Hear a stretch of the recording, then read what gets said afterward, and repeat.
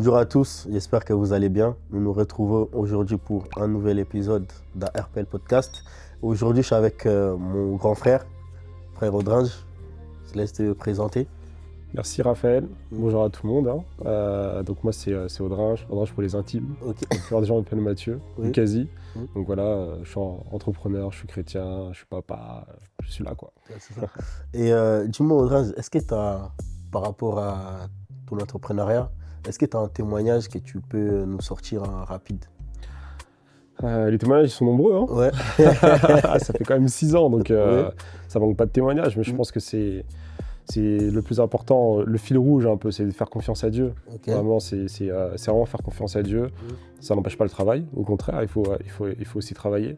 Mais tu vois, par exemple, il y a une grosse entreprise avec laquelle on a beaucoup échangé pendant un long moment, et à peu près 2 ans même. Et donc, tu vois, on a signé avec eux il y a quelques mois. Ok. Et donc, le témoignage par rapport à ça, c'est de dire que il y a la loi de la semence et de la récolte. Ok. Et en tant qu'entrepreneur, on passe beaucoup de temps à semer. Et à un moment donné, après la semence, il n'y a pas la récolte directement, il y a toujours l'attente. Ok. En soi. Donc pendant le temps d'attente, c'est important de faire confiance à Dieu. Et à un moment donné, il y a la récolte qui arrive, quoi. Ok, ça marche. Déjà, pour commencer, je veux savoir comment tu as eu l'idée d'entreprendre ou comment est-ce que tu as commencé exactement? Je sais pas, Ok. vraiment. Je me suis jamais vraiment posé la question de comment j'ai eu l'idée. Je pense que ça a toujours été là. J'ai toujours voulu entreprendre, vraiment. Moi, je me souviens que quand j'ai commencé à travailler, c'était en alternance. Oui. À l'époque, j'étais dans une bonne entreprise, vraiment. On était à peu près une centaine de personnes, donc c'était quand même à taille humaine. Et vraiment un bon cadre, tout le monde était sympa, j'étais très très bien accueilli. Ok. Et je me souviens encore, j'arrive le premier jour, je pose mes affaires, donc on me dit voilà, tu vas t'installer à tel endroit. Je pose mes affaires, je regarde à gauche, je regarde à droite et je me dis c'est impossible que je reste ici toute ma vie. Ok, tu t'es dit là, je Vraiment, reste.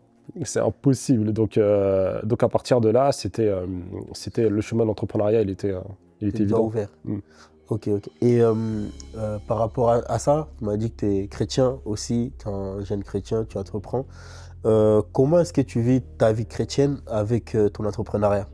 C'est quoi l'impact de ta vie chrétienne qu'il y a sur l'entrepreneuriat? Ça joue sur beaucoup de choses. Ça joue sur ta manière d'entreprendre. Ok. Ça joue sur les valeurs que tu portes. Ça joue sur comment tu réagis aussi aux événements. Ça joue comment tu appréhendes aussi les différents événements. En fait, tout est lié, quoi. Ok. Donc, tu vois, c'est moi qui entreprends.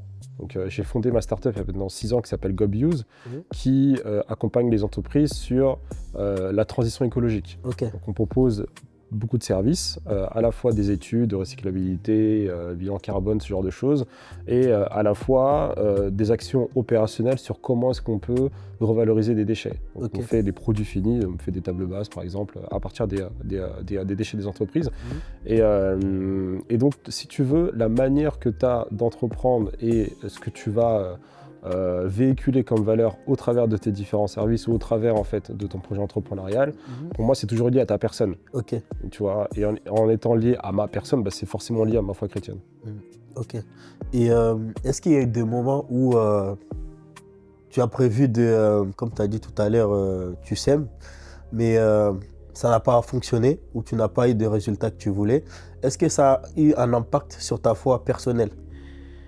Ça a eu un impact, oui, pas toujours négatif, ça Ok. peut être aussi positif, mais c'est un impact, je pense, à la fois positif et négatif, parce que c'est un vrai challenge de garder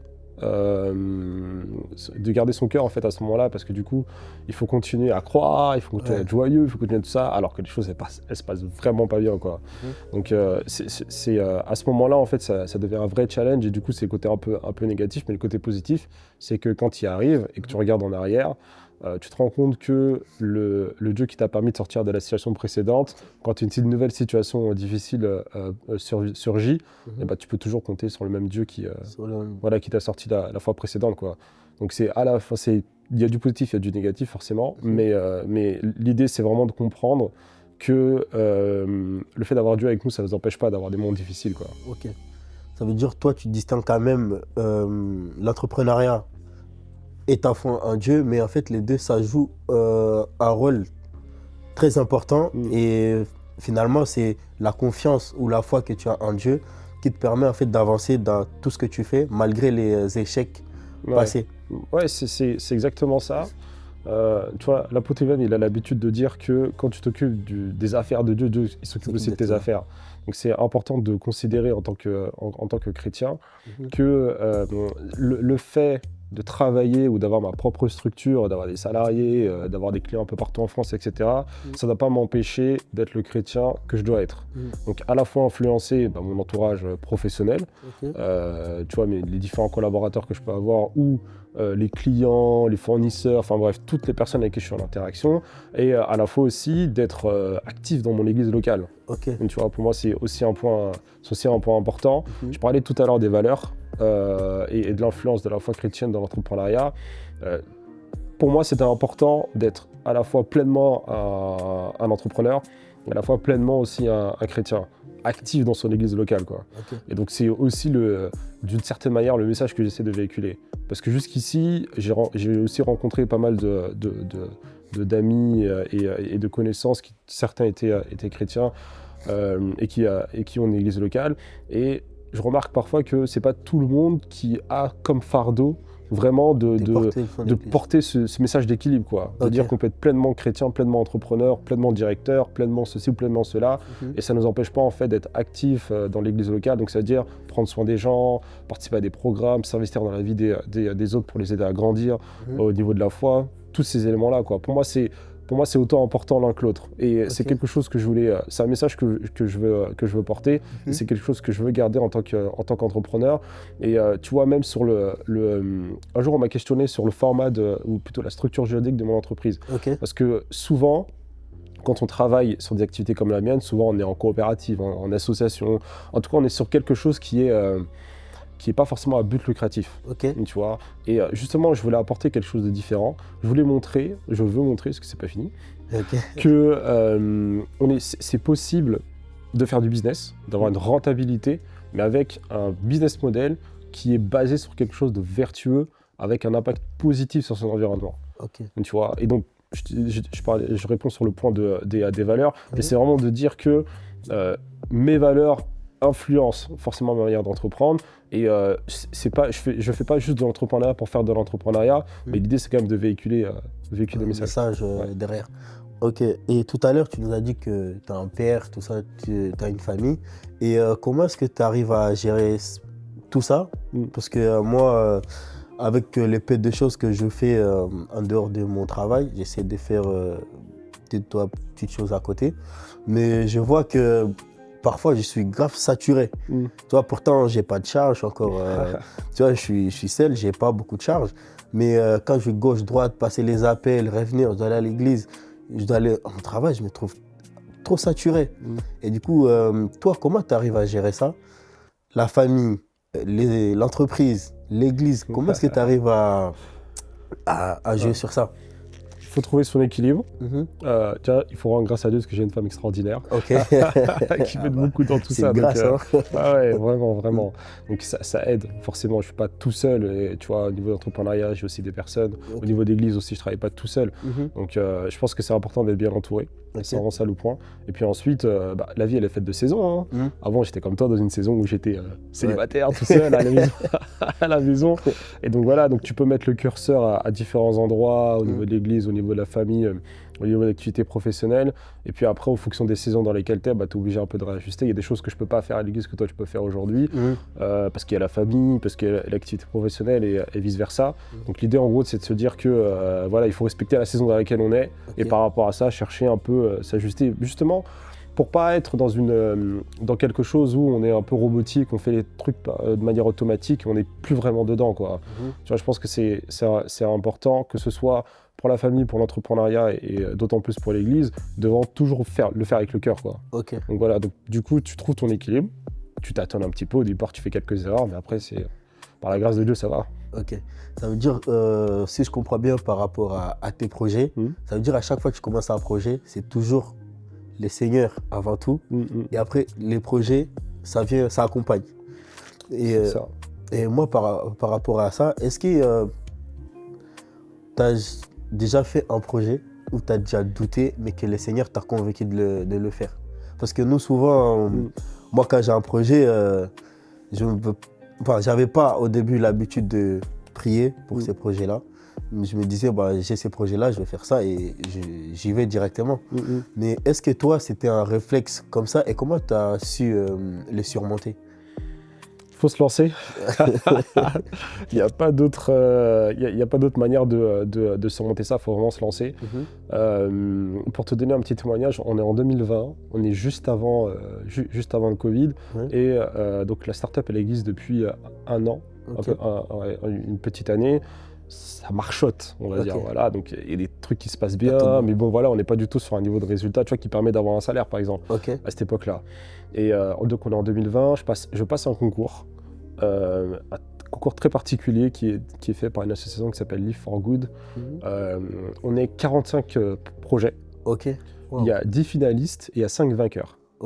Et autant dire que bon, quand on est comme ça, on se sait un peu, quoi. Tu vois, tu sais, lui, ce projet il est pas mal, lui, il est peut-être dans le 10, etc. Et moi, je me voyais pas dans le top 10. Vraiment. Pas 15, 20 peut-être, mais pas dans le 10, en tout cas, ça c'est sûr. Et en fait, le jour de la cérémonie, les 45 projets devaient se préparer parce qu'on annonçait les finalistes au cours de la soirée. Et ce jour-là, je m'en souviens, je sais pas quoi faire. Moi, je me vois pas dans les finalistes. Mais je suis pas à l'abri qu'on m'appelle. Donc est-ce que je me prépare, est-ce que je me prépare pas, comment est-ce que je me prépare, tu vois.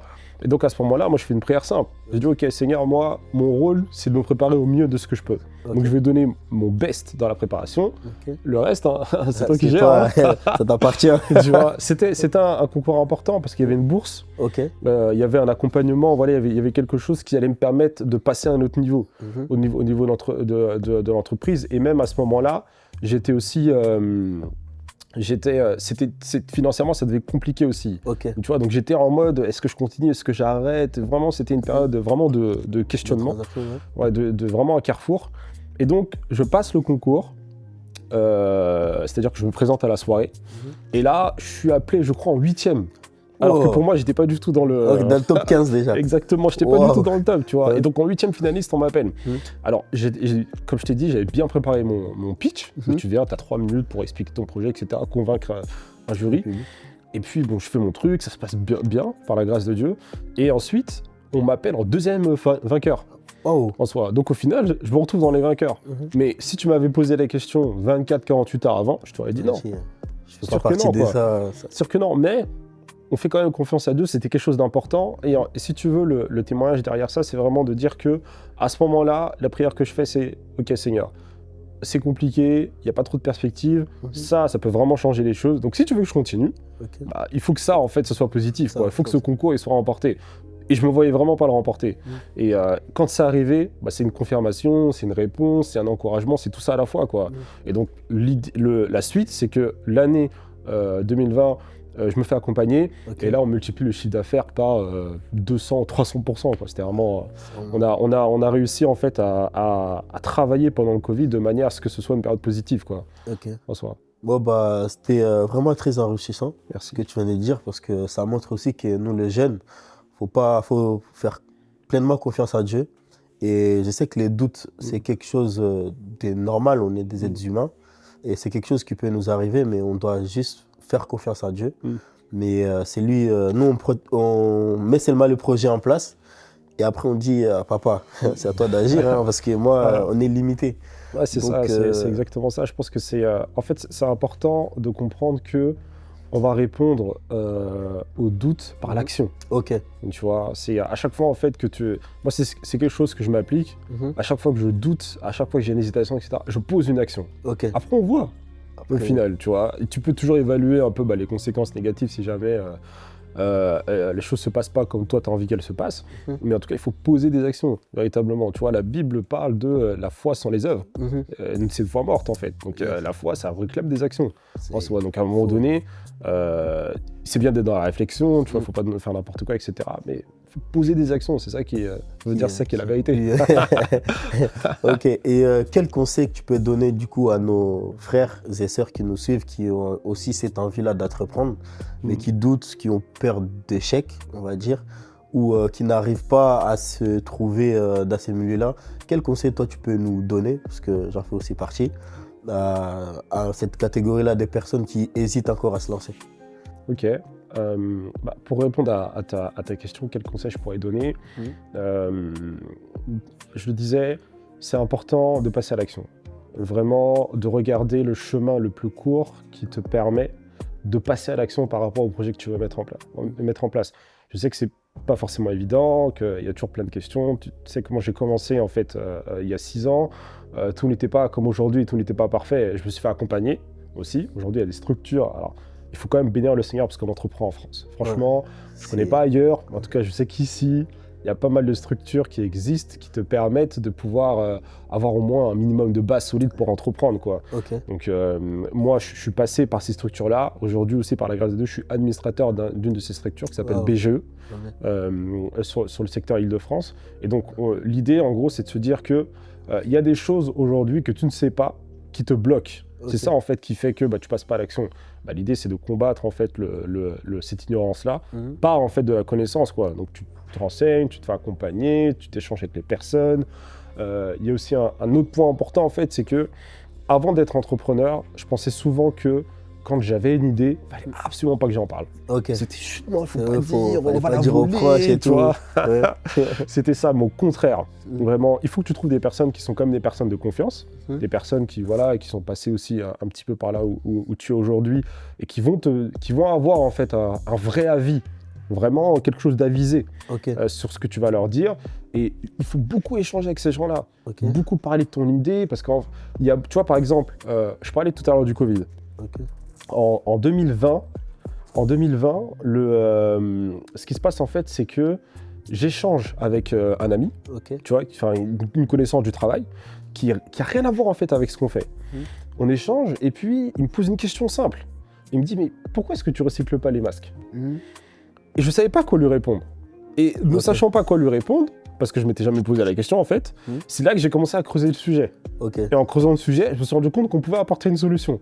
Et en apportant une solution, c'est là que l'explosion du chiffre d'affaires a eu lieu et ça a duré pendant 3 ou 4 ans.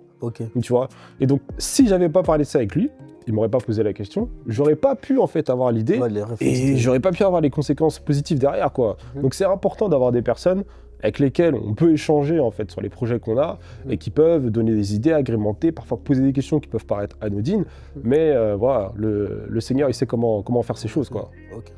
Ça veut dire les gars, il faut juste essayer, faire confiance à Dieu et poser les actes. C'est ça, il y a exactement. Que ça qui peut nous aider à entreprendre tout en étant chrétien et marcher avec les seigneurs. Bon, donc on arrive à la fin de notre émission.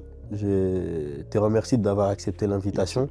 Sur quel site on peut trouver les noms de ton entreprise, si au cas où il y a des gens qui souhaitent aller voir, aller visiter ce que tu fais? Alors, nos meilleures publications sont quand même sur LinkedIn.